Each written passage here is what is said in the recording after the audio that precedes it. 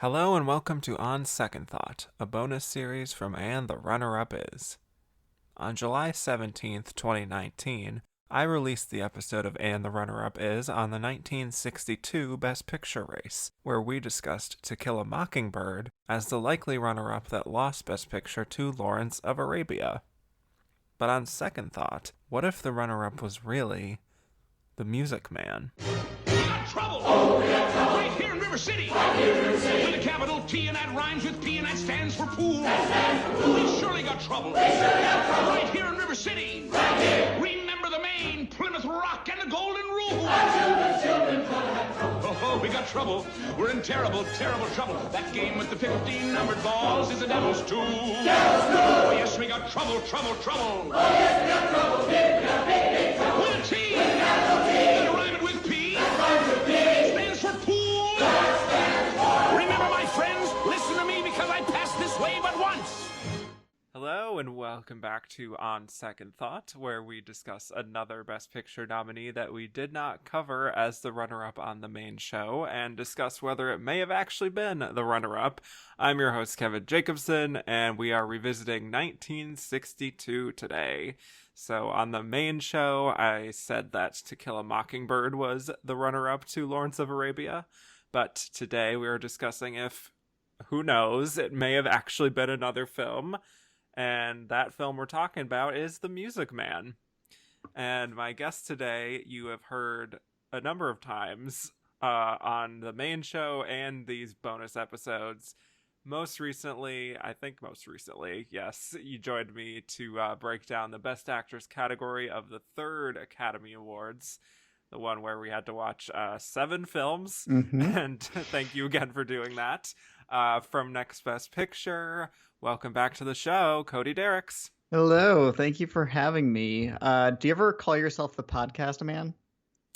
I probably should now. Yeah. If this were blank check, I think that's probably what we would be doing. So, the podcaster man, yes. Yeah, and I'm giving that to you. So it's not a self-proclaimed nickname. Thank you.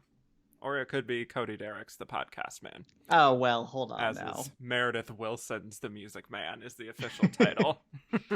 Yeah, Meredith Willson, who I feel like many people are surprised to find out is a man. Yeah, don't get a lot of male Merediths these days. No, I know a lot of female friends who've done theater who were so excited about the fact that there was a female composer of The Music Man, and then it's just not true. Not true. So, who knows? Maybe we'll explore some of the gender politics of this property in a little bit. But, yes, shall we jump right in? Sure, why not? Let's go. All right.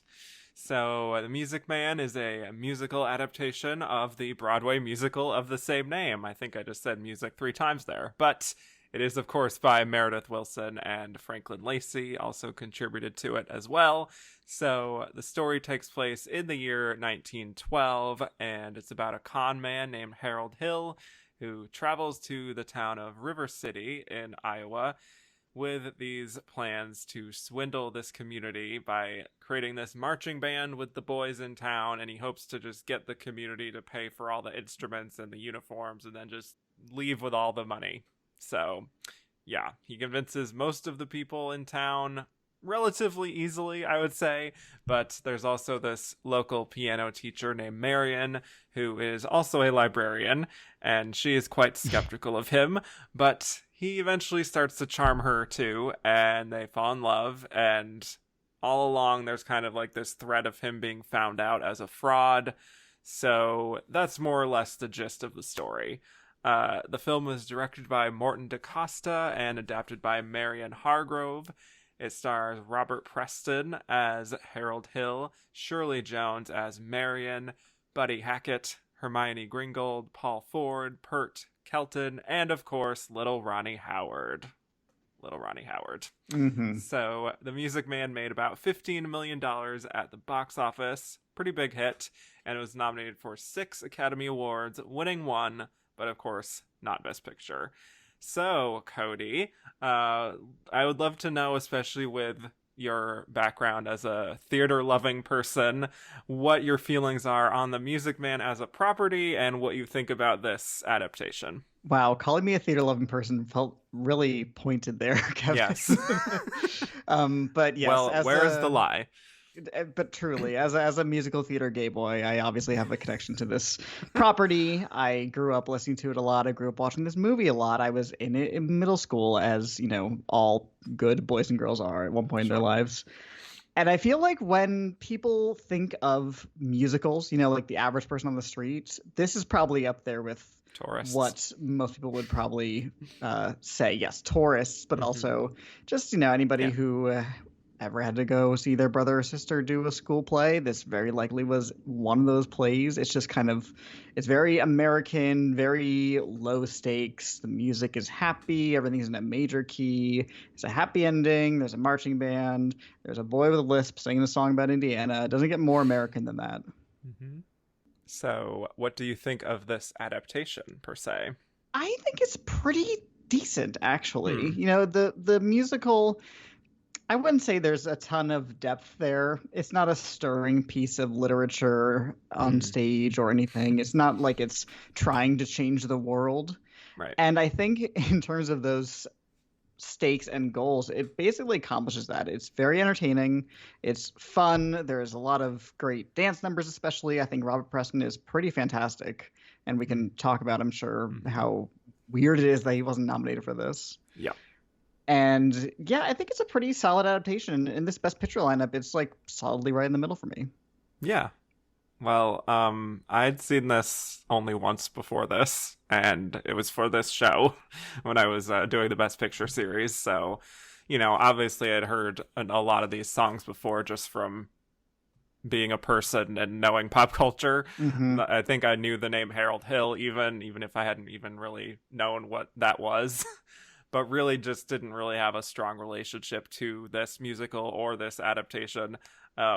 I remember liking the movie a lot when I first saw it. Also thinking it was kind of frivolous, not really something I spent a whole lot of time thinking about. Yeah. But because I do have a number of friends who are sort of immersed in following theater and the theater community, there's certainly been a lot of interesting discussions about this as a show with this new revival with Hugh Jackman on the stage, which I'm sure we'll touch on later on. But yeah, it is something that I have been thinking about even before revisiting it for this.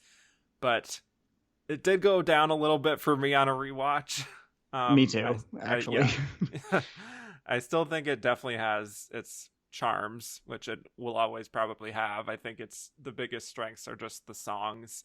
I mean, it's hard to really give the movie like too much credit for that, obviously, because it's just embedded in the text. But I do think that they're staged pretty well. It's very much that sort of put on a show dynamic that we get from these classic Hollywood musicals. And it feels so inherently like what I would imagine is what it's like to watch the musical on Broadway, that it does sort of leave me with the feeling of like, I kind of wish I'd just seen the show itself. Sure. Like, right. Yeah, I mean, if it's basically just going to be the show without too many like cinematic techniques that would really distinguish it, it's sort of like, well, I would prefer the original. So, well, unlike the current production on Broadway, this doesn't cost you $300 to watch. Well, there's that. Yeah. Yeah, it also has gone down for me in regard in my head. I probably haven't seen this in 20 years or so. Wow. Since this most recent watch. So it definitely was, something I watched as a kid a lot. And it's not necessarily a child musical, it's not written for children per se, but it's definitely family friendly. It's kid friendly. Yeah. Yeah. You can identify with little Ronnie Howard, Oh, and I did the drama. Of course. He's Of course. a sad boy. Yes. Well, yeah, I mean, we get like these musical numbers where they finish singing and then the lights fade to black, which is feels very stage production kind of technique that I don't know how you feel about that, but it takes me out a little bit. Yeah, I wasn't quite sure what the intended effect there was besides trying to mitigate the awkward moment after a staged number in a movie where the applause would normally be on stage by having it kind of transition into something else. It's at least a choice. A lot of these musicals of this era are directed fairly anonymously, and I wouldn't say this one is. There's some style there, not a ton, and there's definitely some really smart direction in terms of the general cast energy. I feel like the unity of the small town is very clear. It's a very established kind of little bubble that this movie takes place in, Right. and yeah, I think there's some effort there, which is more than can be said for most musicals in this era. Yeah. I mean, I think in terms of cinematography, maybe they could have played a little more with some depth of field and been even more creative with the staging. But otherwise, I mean, yeah, I do find this to kind of be an interesting story, like on a fundamental level, even if it's not particularly deep.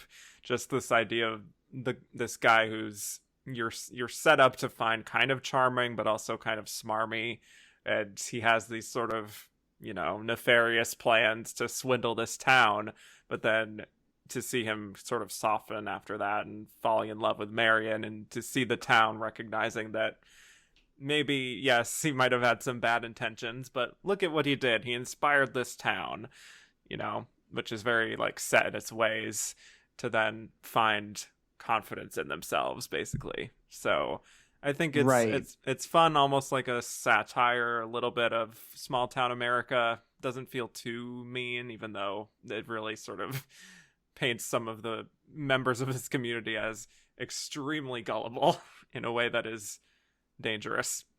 But Right, I wasn't quite sure what maybe this is asking too much, but what the message, the purpose of the Music Man is. yeah, Is it a send up of small town life? Is it a look into how if you don't look outside of your own community, you're susceptible to outsiders?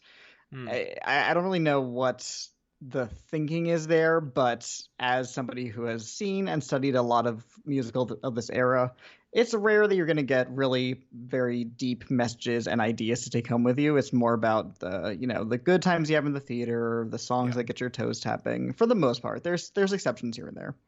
right. Yeah, I think the potential that I kind of see in how the story is set up isn't really fully reached in the end to really deliver something that is like truly spectacular for me, or thought-provoking, or making like an incisive comment about something or other. It's just sort of this, like you're kind of saying, a bit of a diverting production that has a lot of charms, but I don't know if maybe the foundation, I don't know if it's strong enough to really earn those 2.5 hours. Hmm. Personally, Right. a lot of long And movies this year, and this is one of them. oh boy, yeah. And the thing is, the year before this, the big movie that sweeps the Oscars is West Side Story, which is a Yes. musical with impact and strong themes and messages and social commentary, and it is made with style aplenty. And the funny thing is, that movie wipes the floor with a movie like this. But actually, on Broadway, when it first opened, The Music Man opened the same season as West Side Story, and West Side Story lost to the Tony Award to The Music Man, which is one of those more, I think, in hindsight, kind of egregious but not shocking not upsets, because it was more beloved at the time, Right. but triumphs over from one show to over another. That is wild. I Yeah, mean, it is. is that just sort of like populist choice winning out over critics' favor? And I When don't know. when West Side Story came out, it didn't even have the kind of unanimous raves you would think it might have. It was really viewed as, because 85% of musical theater at the time, if not more, was musical comedy. And West Side Story is decidedly not. Act one ends with 2 dead bodies on stage. Act two ends with a third. So it's not really what audiences or critics were expecting or wanting to see on stage very much. There's appreciation for the artistry. I think Jerome Robbins still won for his choreography, but Music Man was definitely much more in line with what was triumphing on Broadway at the time, what audiences and critics wanted to see. It was a huge hit. It ran significantly longer than West Side Story. Yeah, just really not surprising there. Wow. Yeah, I didn't actually know that they competed in the same Tony year. That is Yep. wild. But I think it's probably safe to say that if they were competing in the same movie year, the results would probably be very similar for both of these films, their fates overall. Right. It's the difference of what the storytelling method Yeah, calls for and what is valued in those art forms. right. And I believe, isn't West Side Story your favorite Best Picture winner? Oh, one might say that. One might say it's my favorite movie of all time, but I don't know Okay, who told you so that. I guess both. All right. Hmm. Well, I'm also curious what we think of this romance that sort of bubbles up between Harold and Marion, because I do have some thoughts about the relationship. I don't even know really how it's felt about in the community at all, but I don't find it to be particularly convincing, if I'm being honest.